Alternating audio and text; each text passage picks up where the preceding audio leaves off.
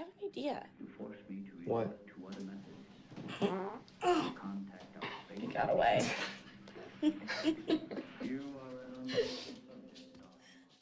Welcome back to Sledgehammer Horror, guys. I'm Ashley Sledge. And I'm Ken Sledge. And let's defend horror. So today we are joined once again by the amazing CP of WILIscredia. CP, how you doing, man?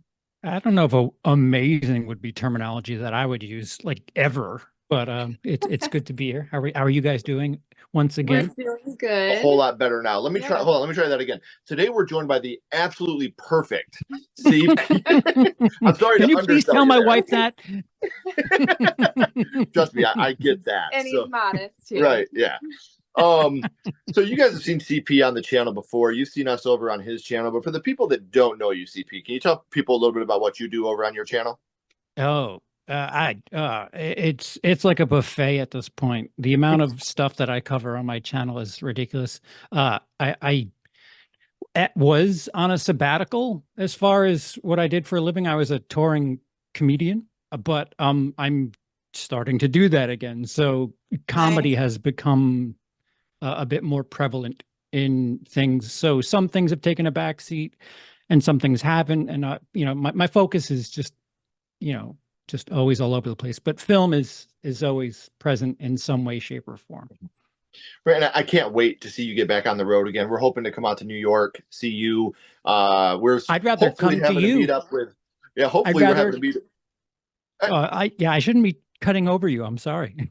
No, go ahead. We'd love to have you in Michigan too. Yeah. That's what I'm saying.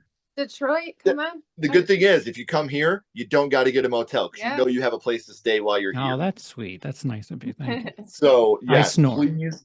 Are you there, God? It's me, Kenny. We would love to have you here, CP. And like I said, if not, we would love to come out to New York. We would like to bring Celise and Rocco out, come do a show with them, and all of us just have a good hangout for a night. So either way, it's gonna happen. Yeah. Yeah. It doesn't have to be comedy neither. Just hanging out would be fun too. Absolutely. We're in. Yeah. We're 100% in. So for those of you, like I said, that don't know CP, we do have all of his links down in the description. So make sure you're subscribing to the YouTube channel. Make sure you're following him on social media so you can stay up to date on his tour dates for when he's going to be going out doing a stand-up comedy. So maybe you can go out and catch a show as well. Catch yourself a little bit of a belly laugh. So very excited for that. Click those links down in the description to learn more. CP, do you want to tell everybody what movie we are defending today? Oh, It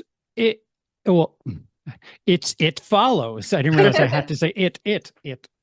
The 2014 film, I believe, It Follows, which in my opinion, I feel like it kind of started the indie horror movement to a certain degree, where horror movies had a bit more respect, where it was like, oh, you could actually make movies and not just strictly focus on gore. So and the passe thing that I maybe not you guys, but I've noticed recently is this whole it's too boring, it sucks, it's not good enough, It Follows is actually kind of junky, and I'm like, what?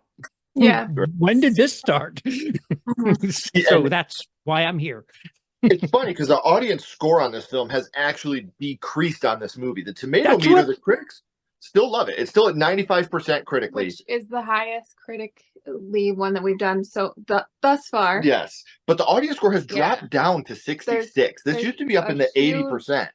So there's a huge discrepancy between critic and audience scores in this film. And I agree with you. The first time we saw this movie, this is one of the few movies that I watched and it genuinely had me anxious throughout. Not knowing what's going to happen, when it's going to happen, what is or isn't happening with who's following them. And I mean, it's not necessarily because of jump scares either that makes you anxious. It's just the lingering fear of what's going on. Right. Yeah.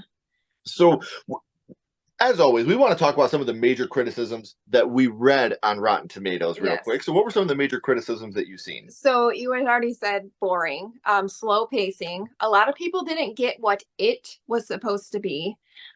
So much unexplained. The story lacked luster. The monster had no discernible rules. Unlikable characters, bad acting, and besides a few jump scares, it's not scary. I disagree with every single thing you just said. Yeah.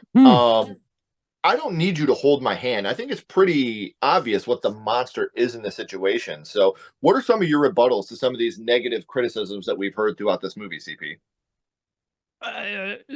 Well, all right. So to be fair to some of the things that were brought up, not every horror movie is going to be, the stuff. If you go into every single horror movie expecting, a slasher that there's kills a mile a minute, and the pacing is everything's, there's jokes, there's this, there's that, you're going to be disappointed by some of these movies. So to that regard, okay, sure, if you're expecting Friday the 13th or a Nightmare on Elm Street, yeah, you're going to have a bad time. But this is a bit more high concept. I mean, it felt that right from the jump. And the thing that I've been talking about or complaining about on my channel for a while now is it seems like certain horror fans only want franchises that have like mascots.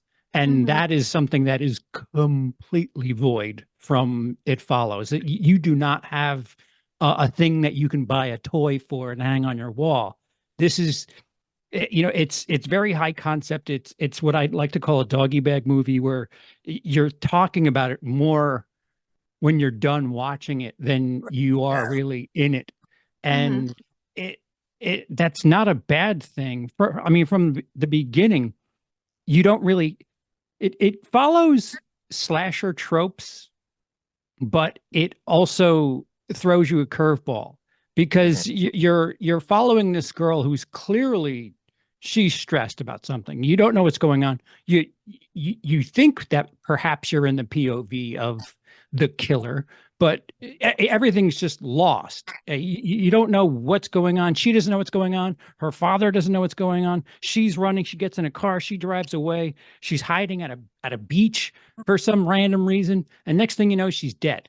She's dead, and we don't even get to see it. And that's when I knew right there that, okay, this is something different. It follows tropes from the like slasher subgenre, but we're getting a different taste, and it certainly does that in spades. Well, and like you're saying, where you're not getting those poster you can put on the wall. Yeah, I think that you get that Final Destination feeling, where you definitely have the slasher tropes, but you never see the killer. And I think movies like Smile would not exist if it wasn't for It Follows.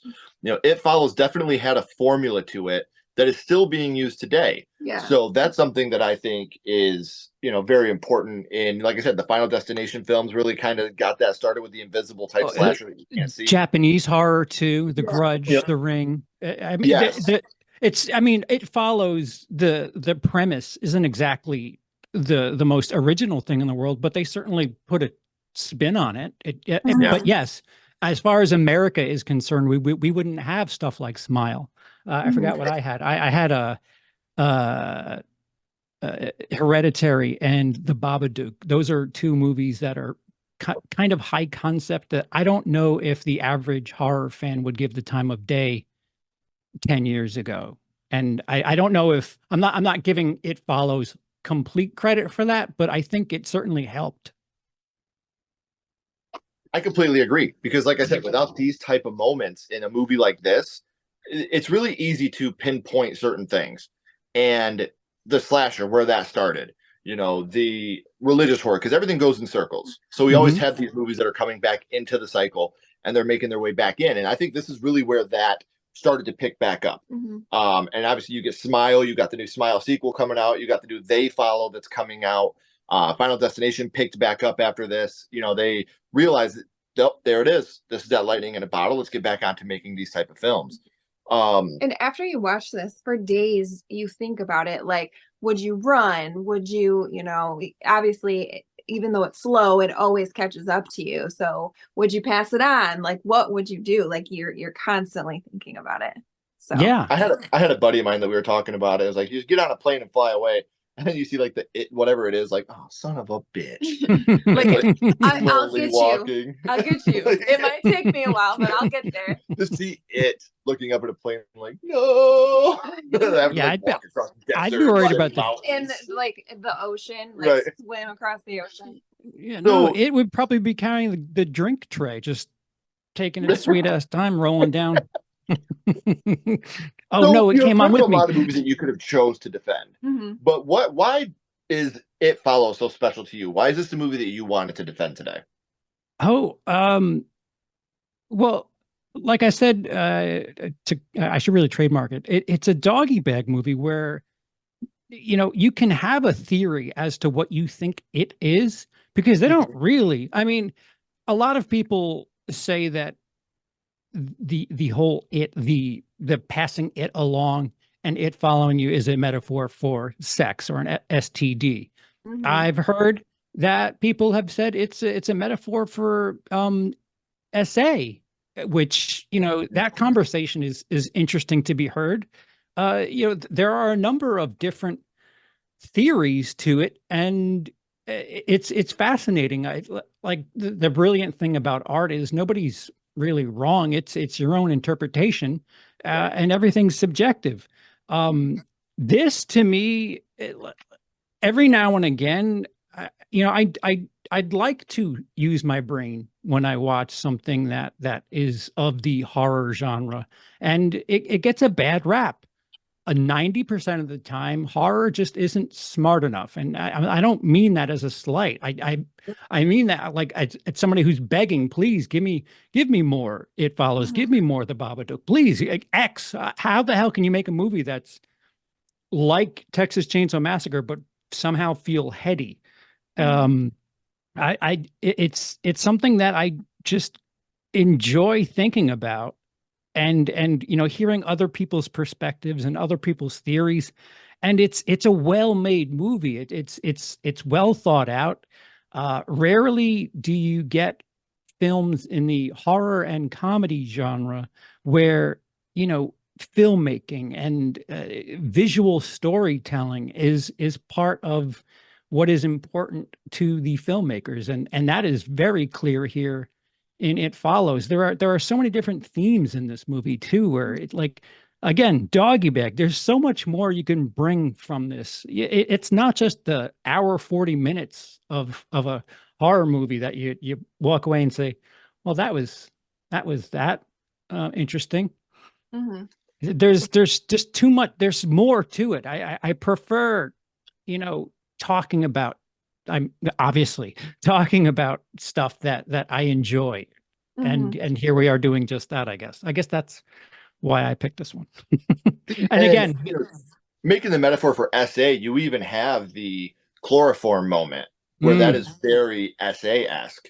While well, I mean, even like that, like, you know, it transforms into different people. Like half the time it's like a naked woman with, like, you know, like a dead naked woman that's following. So, or in the one case, like you could make a argument for molestation because the boy gets grabbed up by his own mother. Yeah. You know, so what kind of, you know, it's you see what, you know what I mean? Like those scars you have. Yeah.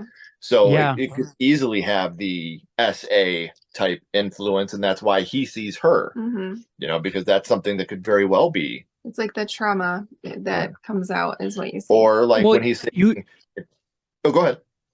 No, you even get a bit of coercion where her friend who will take it from her, you know, there's a point where I would argue that he steps over the friend zone line and is a bit too persistent. Granted, by film's end, you know, they have done the deed together, and he does. There's a moment where he thinks about doing what would be my answer to solve the problem of it. But the other thing about the movie is throughout the movie, there's a bunch of nudity, but not within the main characters, all of these monsters and everything. And it's the opposite of what you expect Hollywood to be. None of it is attractive. None of it is in a glorified light. It's just so Yeah. Gross. Yeah, I'm naked. So what? Like, Like naked I and dripping water or whatever Yeah. she was dripping. yeah, Yeah.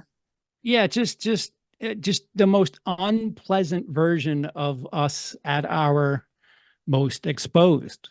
Yeah. And it's not appealing. It is an anti-horror movie. It's an anti-Hollywood movie, if anything. Yeah, it definitely it takes sexiness to being unsexy. Yeah. You know, like, and that's really, you know what I mean? Like, you think of a naked girl, you think of sex scenes, you don't think about someone being chloroformed directly after, or incest, or Yeah. the naked of, just destroyed and gross and obviously dead. So it takes that sexiness to a level of being unsexy, which is an amazing thing for them to do in a genre where the trope is sex, drugs, and rock and roll. Yeah.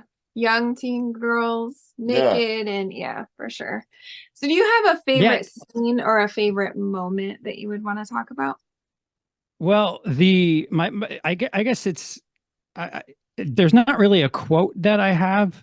I did bring up Paul wanting to help. I just thought that it was funny because, like, you could tell that he was just totally friend zoned and really trying hard to. Right. Oh, I do, for the sake of saving you, I'll do it. There's that, but as far as like a scare is concerned, the boathouse, when that like kid comes in through like the doggy door or whatever and hisses. I don't know if he hissed or whatever. Like, that was the most abnormal situation there was. And another thing about quote unquote boring movies is jump scares or moments that catch you by surprise hit that much harder because you're lulled into this sense of, oh, nothing's going to happen. And sure enough, here's this random kid that wasn't the one that was walking on the beach. Exactly. But like, yeah, it's just such a surprise. And I have so much respect for stuff like that. And that to me, I had a jump, and then I had a laugh and a little bit of a nod. All right, kudos, respect for that. Right. Well, we talk about favorite moments and stuff like that, but obviously as horror fans, we do love the kills. Kills is very special to us. Is there a kill in the movie that stuck out to you a little? Because like you said, you don't see a lot of the kills here. No. Very few and far between. There's a lot of kills, but they're few and far between in what you see. Mostly they're off screen, like you don't see what actually happened. Right. So is there a kill that really stuck with you more than any others throughout the movie? Well, it's that opening, that prologue, if you will, when her legs cut up and bent the wrong way. It kind of sets you up like, okay, something serious is doing stuff like that to their victims, and it just kind of had me sit in my seat getting ready for whatever the hell could be doing things like that. Right. That just finding out what could do that. Yeah, she even she calls her mom and dad and is like, I'm sorry for being such a shit to you guys, and like she knows that her time's up. Yeah. One thing that I love in this movie that I don't think we often talk about when this movie is talked about is the scene in the pool where they actually put the sheet over it and then shoot it, and then you see it fall into the water. I think that scene looks so good. Where is it? Where is it? And they finally get the sheet over it and they're able to shoot it. You're like, did they just beat it? Yeah. Like, were they able to beat it in this moment? No. Spoiler alert. Didn't somebody get clipped too because they were standing shooting off? Like, and that's what I love about it. It's like, this isn't a target practice where they get the shoot it right every single time. Yeah. And even when they're in the water and they're still trying to shoot it afterwards, you see the bullets going through the water. Like, those are great scenes to me. And that really, when you can't see what's coming after you, it really does heighten the anxiety and the fear because they can't see it. And she's in the pool trying to point. They finally get that sheet over it and the shot goes off and you're like, wow, all right, good job. Oh, well, that lasted for about 18 seconds. That didn't work. Good try though. Yeah. A for effort. So we know that no movie is perfect. CP, what is your biggest criticism of this movie? Well, it could tell you a bit more. While I do respect then, I enjoy the fact that, it's quite cryptic about things, and it keeps you guessing. I would like a little bit more of an explanation, even though we get like this exposition dump by Mr. Chloroform himself. Just some of the rules, because in my head immediately, I brought it up earlier. The solution to me would be like, all right, well, if you've got to have sex with somebody, whatever, a prostitute, they have sex more than anybody. You go early in their shift and tell them what's going on. And I don't know, survival of the fittest. No, again, this is just in a fictional sense. It's the complaint is just knowing what the rules are, and why is it taking so long? And we are getting they follow, right? So yes, maybe some explanations are coming. And I'm she okay is reprising with her role too. Yeah, So at least we're not exciting. going to like a different universe of the world. Like she's coming back. Yeah, or she was killed off or something. Yeah, we don't already. she didn't get hit by a falling brick or something like that. Like she's actually coming back. Final Destination 2. Yeah, I'm looking at you. So at least we're going to be continuing with the same characters and that same arc. Yeah, because like you said, the thing about passing it on is forever. You're looking over your shoulder for when it's coming back. Yeah, because if that person dies, it comes back to you. So yeah. So you're forever looking over your shoulder. Right. Like, and people often ask me, like, Ken, if you were in a horror movie that you could survive, what would it be? It Follows, because neither one of us are going to get it. We're going to be one of the families in the movie theater watching the movie. Like that's we're going to be just fine in that movie. Mm-hmm. Which again, that was a moment that I think we talk about underrated moments, when he's like, I'd be him. And she's like, that guy. And he's like, no, that kid. Knowing you have the whole world ahead of you, because he knows that his time is coming short. So like I thought that moment was really, really good. Like a moment that is way better upon second watch. The second time you watch, you're like, I see what you did there, Mr. Chloroform. So absolutely 100%. So we usually rank the movies. other thing no, go ahead. I'm sorry. The other thing about the movie that, to its detriment, as far as a lot of people are concerned, they showed teenagers the way teenagers are. Like they hang out. If this were any other slasher movie, there'd be sex between a couple of people already. But, when we first hang out with the group, they're playing cards. They're just lounging, on a couch. You have no idea what year it is. It's so indistinct. Like what year is it? What time of year is it? I mean, she's in the pool and the leaves are falling. Like how warm is it that you're in a pool where it looks like it's also Halloween time? It is in Michigan. It's Michigan weather. Yeah, okay? Michigan weather. You never know what you're gonna get. I'm glad we were on the same page with that one. Because that's one of my negatives to the movie. Actually, is it's another one of those stereotypical Detroit is a nasty rundown city movies. And it pisses, like, show some of the good parts of Detroit, please, because the city is fucking some beautiful. Of like the suburb, like that is pretty, but then again when they're driving right back into shitty Detroit, you see all these abandoned houses, RoboCop, Barbarian, all these. Hey, we need a nasty place to film. Detroit. No, damn it, Detroit's beautiful. But I agree with what you're saying too. But in ranking movies, because we obviously want to be critical of films too, like Ashley said, there's no such thing as a perfect film. So we always rank these out of 10 skulls. 0 being the worst, 10 being the best. So out of a 0 to 10 ranking, CP, what would you give It Follows? 8. 8? Nice. I'm actually right there with you. I'm right at 8. That's what I've always said. It's a 4 out of 5 for me. So that'd be 8 out of 10. I'm right there with you. I think there are some slow moving moments.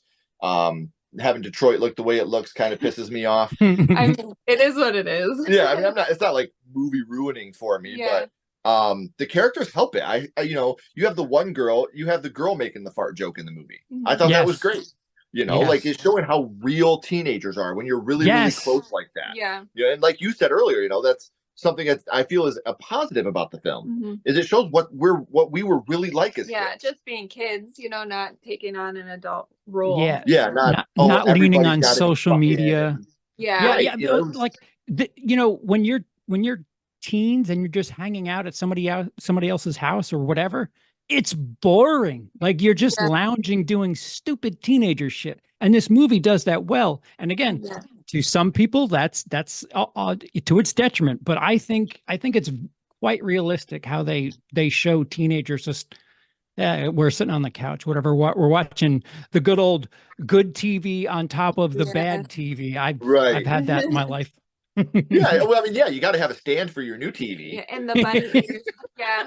Well, to get the... I feel like moments like that really enhance like the big guy coming down the hallway to the door. Oh, you know, like that. I remember the first time we were both like, God damn. Yeah. Yeah. Really got me was that the big guy. Yeah. So I mean, you have these moments that are tranquil almost because that's like you said, that's real.